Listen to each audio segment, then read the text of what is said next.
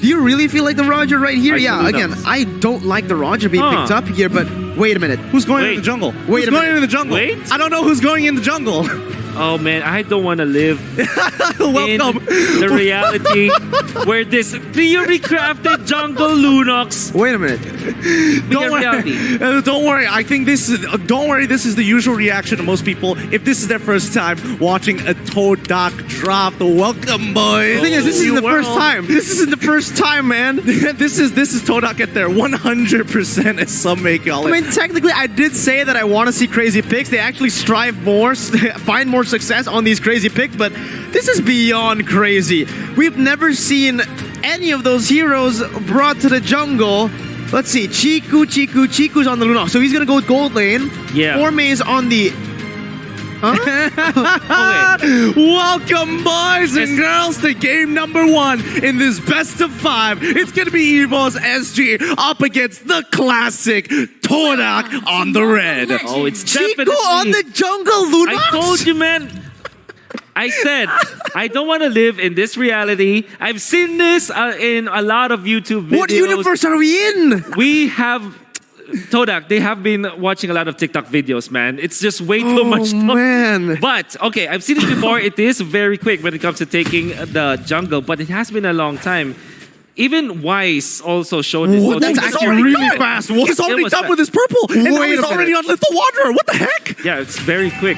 All right, did they just crack? Did they just make a new meta here? This is insane. TODAK already with the lead in the early stages, and oh my, I'm speechless right now. I am just as speechless as you are here. And let's look at the priorities in the lanes. Gear's already matching up with 4 Maze. Moon has to deal with Sailor, but has basically no mid pressure without Yums to make the play. And you can see JPL just playing towards that top side. Now, Wolf, explain to us, what else does this Lunox jungle actually bring to the table? All right.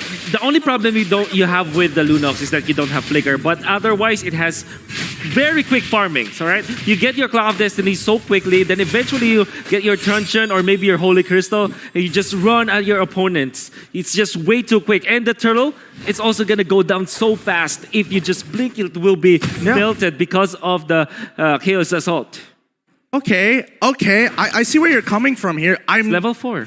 Yeah, that's the thing. He's already level 4. Potato just hit his level 4. He's been level 4 for a full minute, and now they're trying to punish Potato, but Potato already getting a clean combination on towards Moon's side. The trade kill is already there as Yums finds it. What? It's 2v2 so far, but Chiku, guys, is holding on strong, has the second all ready to go. Yums cannot find another pick. That is going to be a 1-for-1 trade for EVOS SG and TODAK.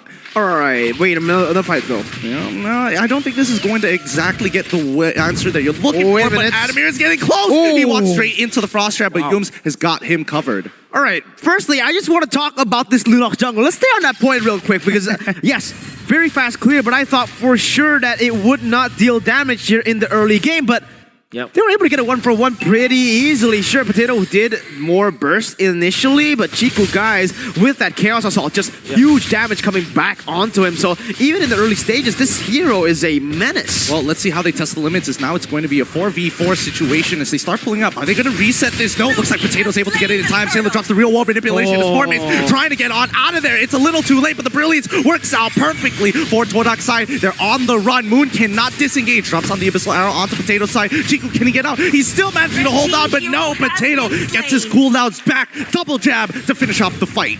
One of the weaknesses of this jungle Lunox is that it doesn't have access to Purify or to Flicker, and it's badly needing that. That Lunox has been nerfed for quite a long time, particularly in the movement speed. And he moves so slow. You saw how he had to run away from EVOS SG, but wasn't in time because EVOS SG, if you're looking at the heroes, just because of this Rafaela, the rundown from the Singaporean squad is just way too good. So again, it's the same thing coming into this game. EVOS SG playing around JPL. Sure, JPL didn't seem like he did anything, but he actually was the one who body blocked that Selena arrow that was almost able to cancel it. But look, yep, exactly that. JPL now in some trouble. He pulls away as Chiku is able to kind of control the pressure for now, but his positioning is going to be so key. What a great lineup coming up from the Holy Baptism, coming up from JPL. Really hit two people. That's why he was able to just back down. One thing that EVOS SG can abuse is this top lane where the Popol and Koopa is. Maybe they can push that lane force this Beatrix to already burn the Nibiru's Passion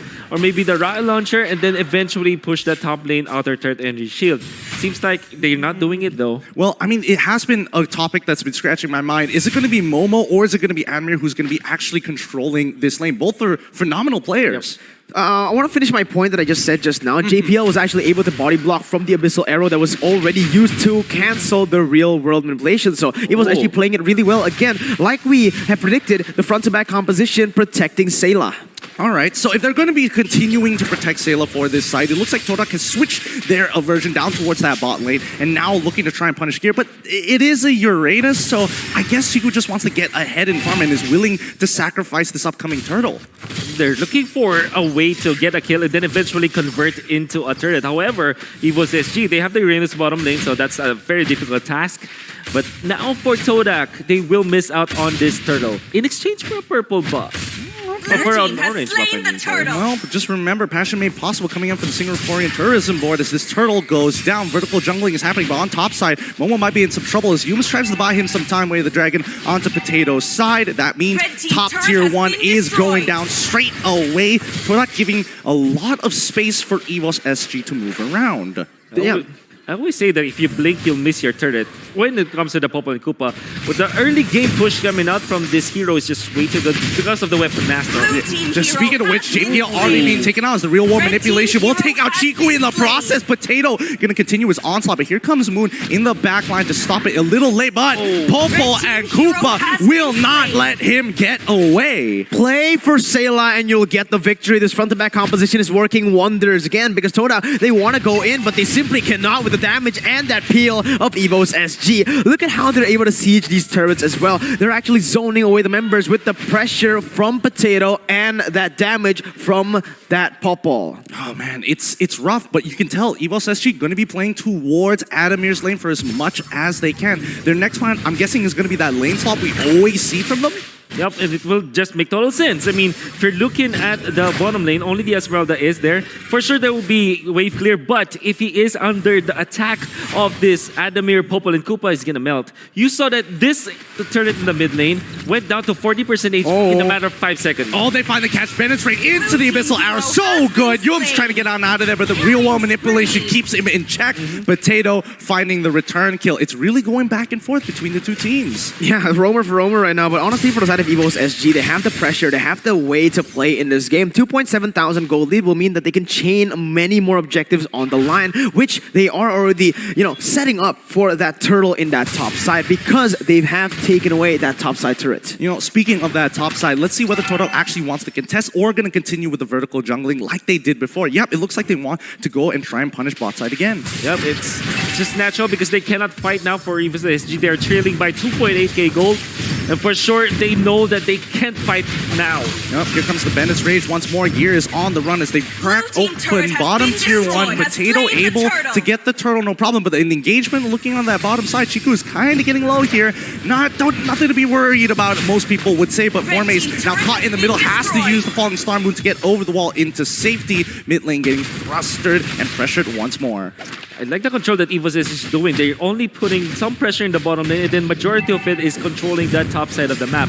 Now, again, TODAK, which is They found the pick. That's what they're looking for. They're finding for the big pick. That's why our key is the victory. They got to shut down Yums' hero pool so far. This is what TODAK wants to do with the composition. Go for picks, and that's exactly what they're doing right now with Chiku going in with Yums. No, are they actually going to get him? She's got Flicker, but here comes the real world manipulation. The Brilliance is going to come out in time, but he quickly goes into Chaos Assault right into a stun. Adamir playing it well.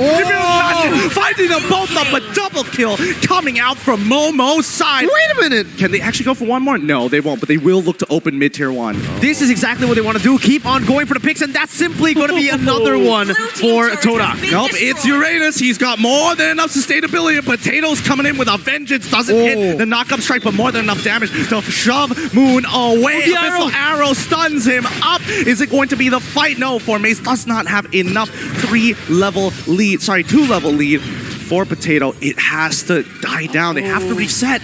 That's gonna hurt EVOS SG. They always wanna go for the objectives, so they really wanted to push that mid lane. However, TODAK getting the turnaround fight because of Moon's the Beer's passion, as well as just the raw damage coming out from the Beatrix. And on top of that, arrow coming out from Moon, coming in clutch. That's why they were able to push in the mid lane. And now they have just cut the deficit. It's almost even when it comes to the economy. Well, I think they need to look for more here, and that's what they're looking for with Moon. Are they going to get this catch? Is this a potential bait? TODAK just waiting in the bushes. Looks like they back away.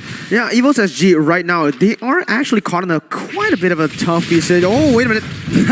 Toughie situation indeed, but Potato can't finish him off. Still gets clipped by Bennett's rage here. Momo is not going to finish him off. He knows Gear's nearby, but where's the rest of the team? Double jab to get on out of there. Now Momo is caught by Gear, but they find the killing spree onto one. So a single abyssal trap for Maze will walk off. That's so unlucky. Can we talk about Moon right now? He is amazing. He's been on point. And look how TODAK is able to split the map up and go for objectives here. Yep, they've already cracked open the Lord, but Yum's now in trouble. He's trying to get on out of there. There's the real war manipulation, forcing the flicker out of the poor man. Oh, it's looking tough here, but can they look for any kind of retribution? No. EVOS now on the defensive. And speaking of retribution, Chico guys just destroy that Lord so quickly. Just with that ultimate of the darkness. We know that with the Chaos Assault that deals so much damage against high HP targets. Formaze has to get on out of there once again. It looks like he can't look for that engagement, but so far Lord has kind of spawned, and now TODAK can get on the offensive, but a lot of their members, they've got to be very, very careful. EVOS is more than enough damage to take him out. It's going to be a contestation so far, but Yum's taking a good brunt of that damage first before Momo is going to be clearing these waves. Gear taking so much more damage than you would have expected. Honestly, right now for the side of TODAK and EVOS SG, there are very clear objectives, very clear win conditions for both of the sides. TODAK, they have a lot of pick, but they need to be able to land it onto one. Burst one member, one by one, isolate their targets. On the other side, they want to go for team fight. Talking about the team fight, they find Gear here. Chico guys throws it to Brillies just in time, and now Yums has to pay the price. Moon finds the initial kill. Gonna be a double for Momo, a triple as JPL's the next to fall. Moon coming in huge. The arrows, give it to him. Give Momo the savage, but no, he has to be satisfied with just the Maniac. The Maniac by Momo, man. That was amazing. But again, that's how they were able to win the fight. They were able to isolate one by one. Sayla popped the ultimate, but there was no follow-up instantly, and TODAK are sieging into the base. Oh man, hopefully that savage is going to be enough, because Momo, he's looking like he's on fire so far here, as now the rest of EVOS says she will be able to respond, but they've cracked open an inhibitor turret even though Lord was down. In just 11 minutes, and this is amazing for TODAK as they have taken over the map right now. And beautiful fight, a beautiful start. I mean, not from EVOS SG, but then again, the counter engages because of the arrows and because of the damage of Momo flickering forward as Moon was able to outplay Potato with that good crossover. And then eventually he gets the stun as well. Moon with his abyssal arrows and abyssal trap placement, as well as the good crossover. The footwork from this guy is amazing. It's almost like this guy took a picture with me. What the heck is that? Another abyssal arrow's gonna connect for Maze, taking a good run to that damage, but now Gear. Oh my goodness, he was in so much trouble. He manages to get out of Nibiru's passion just in time. Oh, TODAK now developing a good goal lead for themselves, but notice that it's only 3K, and also notice that it's 34 to 38. 42 is going to be a very key point. At this point for EVOS SG, you really gotta think, what do you need to do? Because TODAK, they can isolate the members so easily now, just playing the lanes, playing for the siege, and zoning them away from the turrets. Now, it is 70 seconds until the Lord spawns. Oh, just some tauntings going on here, but again, for the side of TODAK, this is what they want, right? They just isolate the members, using the Cho, using the Beatrix, all these damage coming into one person, whereas EVOS SG, they really do want to go for the 5v5s, but even then, they need to be this coordinated team. They need to use all their abilities, chain it together, whereas TODAK, they can go freestyle with it.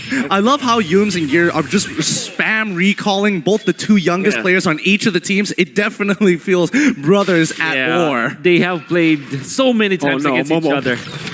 Wait, hold on. No. It looks like it's going to be A-OK for now, but they're slowly walking up here as, this is getting a very awkward position for EVOS SG, and they're realizing they're losing control over the map. They have to start exerting pressure. You got to take a look. When we're talking about pressure, you have to talk about that abyssal trap. That's just been so annoying. The placement of this abyssal trap for Moon is just immaculate. You can see, where is he placing it? He's always placing it in these choke points where they want to fall back to when they are in a tough situation in that top side and the bottom side. This is the entrance to the jungle. This is where they are going to be able to get some vision on the map when they don't have any pressure there. It's the most amount of value you can get out of these Abyssal Arrows. For EVOS SG, they wanted badly to get out of their base, and this is their lineup. They want to go for the early game control, but here, going for Moon. He just goes down. What? Gear takes out Moon easily, no problems whatsoever. And this is going to be huge for EVOS SG, but a good initial stun coming out of Yum so far. Bandit's range going on well as Chico Guys' brilliance is more than enough. Goes into Winter's Truncheon. Yum is able to get the third energy. Kudo and Potato on the run as Momo finds the auto attacks to put the last nail in the coffin here. EVOS SG on the run. JPL finally goes down, and that's going to be an open wave mid. They take out Gear. That is going to be it for game number 1. TODAK have taken it away. GG, well played. I feel like for the side of EVOS SG, we do really need to talk about how they're able to snowball the game. They had the 3,000 gold lead, but they weren't able to chain more off of it, right? The thing is, TODAK, they're so good at the brawls, but they keep on looking for the brawls for the side of EVOS SG. You had the turrets, you had this play. Just keep on doing it. Play the side lanes, look for some pressure, and then go for the victory. I feel like they went too over greedy. They were a little bit too aggressive. Well, for TODAK, they really won the fights because of